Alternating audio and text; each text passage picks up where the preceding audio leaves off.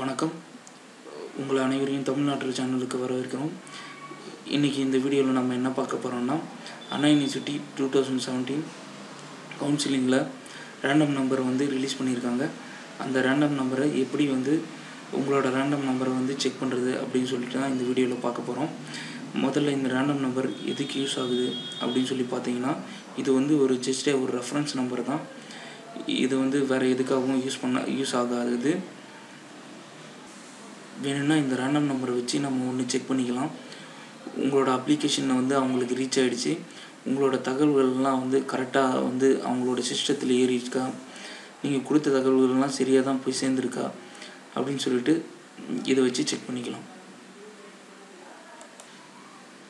ரியலாக இந்த random number எதுக்கு யூஸ் ஆகுது அப்படின்னு சொல்லி பார்த்தீங்கன்னா, இப்போ கவுன்சிலிங்கில் 2 பேர் போகிறாங்க, 2 பேரும் ஒரே கட் ஆஃப் மார்க் எடுத்திருக்காங்க, 2 பேருமே ஒரே காலேஜ் சீட்டு தான் கேட்குறாங்க அப்படின்ற ஒரு நிலைமை வந்ததுன்னா, அவங்க முதல்ல மேத்தமெட்டிக்கல் மார்க்கை செக் பண்ணுவாங்க. யாருக்கு அதிகமாக இருக்கோ அவங்களுக்கு அந்த சீட்டு கொடுப்பாங்க. 2வது ஃபிசிக்ஸு, 3வது கெமிஸ்ட்ரி. இது 3த்துலேயுமே அவங்களுக்கு ஒரே மார்க்கு தான் இருந்துச்சுன்னா, அப்புறம் ஆப்ஷனல் சப்ஜெக்டோட மார்க்கை பார்ப்பாங்க. அதாவது பயாலஜி அந்த மாதிரி பார்ப்பாங்க.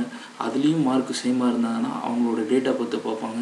பத்துலேயும் அவங்களோட டேட் ஆஃப் பர்த் 2 பேருதுமே சேமாக இருந்ததுன்னா இந்த ரேண்டம் நம்பரை பார்ப்பாங்க. யாரோட ரேண்டம் நம்பர் அதிகமான எண்ணிக்கையில் இருக்கோ, மிகப்பெரிய நம்பராக இருக்கோ, அவங்களுக்கு அந்த சீட்டை கொடுத்துருவாங்க. அதை தவிர இந்த ரேண்டம் நம்பர் எதுக்கு யூஸ் ஆகுதுன்னு சொன்னீங்கன்னா, வேறு எதுக்கும் இந்த ரேண்டம் நம்பர் யூஸ் ஆகிறது இல்லை. அதாவது அண்ணா யூனிவர்சிட்டியோட ஒரு ரெஃபரன்ஸுக்காக தான் இந்த ரேண்டம் நம்பரை அவங்க ஜென்ரேட் பண்ணி வச்சுருக்காங்க. சரி, இப்போ உங்களோட ரேண்டம் நம்பரை எப்படி தெரிஞ்சுக்கலாம் அப்படின்றத பார்க்கலாம். கூகுள் போயிருங்க. கூகுள் போயிட்டு அண்ணா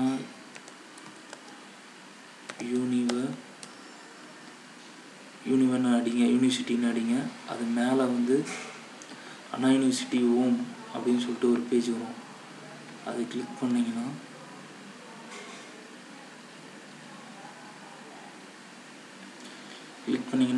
அண்ணா யூனிவர்சிட்டி ஹோம் பேஜ் வரும். அதில் TNEA 2017 கிளிக் பண்ணுங்கள்.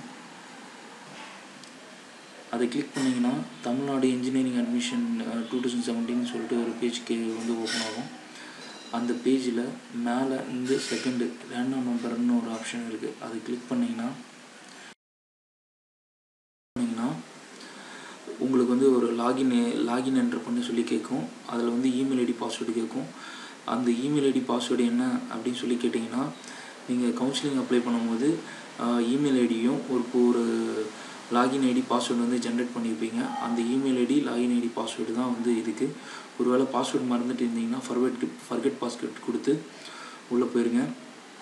உங்கள் என்ன இமெயில் ஐடியோ அதை என்ட்ரு பண்ணுங்கள். அப்புறம் பாஸ்வேர்டு என்னவோ அதை என்ட்ரு பண்ணுங்கள். வெரிஃபிகேஷன் கோடு இங்கே என்ன இருக்கோ அதை பார்த்து என்ட்ரு பண்ணிடுங்க. இன்கேஸ் இதில் லாகின் பண்ணுறதுலையோ உங்களுக்கு இது தெரிஞ்சுக்கிறதுல எதனா ப்ராப்ளம் இருந்ததுன்னா, இந்த பக்கம் கான்டாக்ட் இமெயில் ஐடி கொடுத்துருக்காங்க, ஃபோன் நம்பர் கொடுத்துருக்காங்க. அவங்கள கான்டாக்ட் பண்ணி உங்களுக்கு இருக்கிற டவுட்டை கிளாரிஃபை பண்ணிக்கோங்க. லாகின் பண்ண உடனே உங்களுக்கு ரா டேட்டா அப்படின்னு சொல்லிட்டு ஒரு பேஜ் டிஸ்பிளே ஆகும். அதில் உங்களோட application number, name, date of birth, community, qualifying examination name, அதாவது HSC Tamil Nadu, year of passing, அப்புறம் உங்களோட +2 ரெஜிஸ்ட்ரேஷன் நம்பரு, அப்புறம் mathematics marks, physics marks, chemistry mark, அப்புறம் 4th ஆப்ஷனல் சப்ஜெக்டோட மார்க்கு, அதெல்லாம் டிஸ்பிளே ஆகிருக்கும். அதுக்கப்புறமா நீங்கள் ஸ்பெஷல் ரிசர்வேஷன் கோட்டா எதாவது அப்ளை பண்ணியிருந்தீங்கன்னா அந்த ரிசர்வேஷன் கோட்டாவோட டீட்டெயிலு, அப்புறம் நீங்கள் ஃபஸ்ட்டு கிராஜுவேட்டாக இல்லையா அப்படின்ற டீட்டெயிலு, ஏற்கனவே உங்கள் பிரதர் சிஸ்டர் யாருன்னா first graduation tuition fees concession வாங்கியிருக்காங்களா இல்லையா அப்படின்ற டீட்டெயிலு, அதுக்கப்புறம் உங்களோட இன்கம், ஆனுவல் இன்கம், இந்த டீட்டெயிலெலாம் இருக்கும். இந்த ரா டேட்டா டீட்டெயிலில் கொடுக்கப்பட்டிருக்கின்ற உங்களுடைய தகவல்கள் எல்லாமே கரெக்டாக இருக்கா அப்படின்றத செக் பண்ணிக்கோங்க. குறிப்பாக எதெல்லாம் செக் பண்ணணும்னு சொன்னோன்னா, டேட்டா பற்றி உங்கள் நேமு, அப்புறம் கம்யூனிட்டி,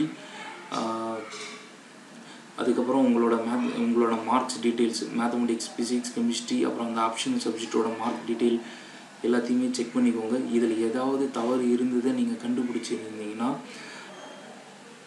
ஏற்கனவே நான் சொன்ன மாதிரி அந்த ஹெல்ப்லைன் இமெயில் ஐடி அப்புறமா அந்த கான்டாக்ட் நம்பருக்கு கால் பண்ணி இந்த மாதிரி உங்களுக்கு இருக்கிற பிரச்சனையை சொல்லுங்கள்.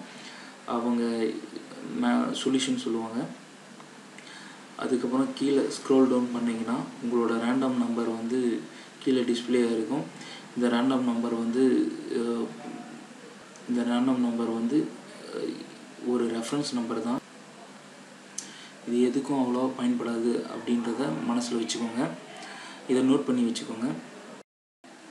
22/6/2017 அன்றைக்கி வந்து ரேங்க் லிஸ்ட் ரிலீஸ் பண்ண போகிறாங்க. அதாவது ஓவரால் ரேங்க் லிஸ்ட்டு, அப்புறம் வந்து கம்யூனிட்டி வைஸ் உங்களோட ரேங்க் என்ன அப்படின்றத வந்து ரிலீஸ் பண்ணுவாங்க. இந்த ரேண்டம் நம்பரை விட வந்து அந்த கம்யூனிட்டி வைஸ் ரேங்க் லிஸ்ட்டு தான் ரொம்ப இம்பார்ட்டண்ட்டு.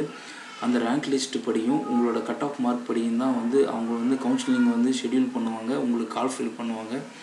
அந்த ரேங்க் லிஸ்ட் அடிப்படையிலையும் உங்களோட கட் ஆஃப் மார்க் அடிப்படையிலையும் தான் வந்து உங்களால் கவுன்சிலிங்கில் வந்து காலேஜில் வந்து சீட்டு எடுக்க முடியும். அதனால் வந்து நீங்கள் கம்யூனிட்டி வைஸ் என்ன ரேங்க்கில் வரீங்க அப்படின்றத குறித்து வச்சுக்கோங்க. மேலும் அண்ணா யூனிவர்சிட்டி கவுன்சிலிங் 2017 தொடர்பான அனைத்து விதமான அப்டேட்களையும் தெரிந்து கொள்ள நீங்கள் எங்கள் சேனலில் சப்ஸ்கிரைப் பண்ணுங்கள். இந்த வீடியோ உங்களுக்கு பிடிச்சிருந்தால் லைக் பண்ணுங்கள், ஷேர் பண்ணுங்கள், கமெண்ட் பண்ணுங்கள். நன்றி, வணக்கம்.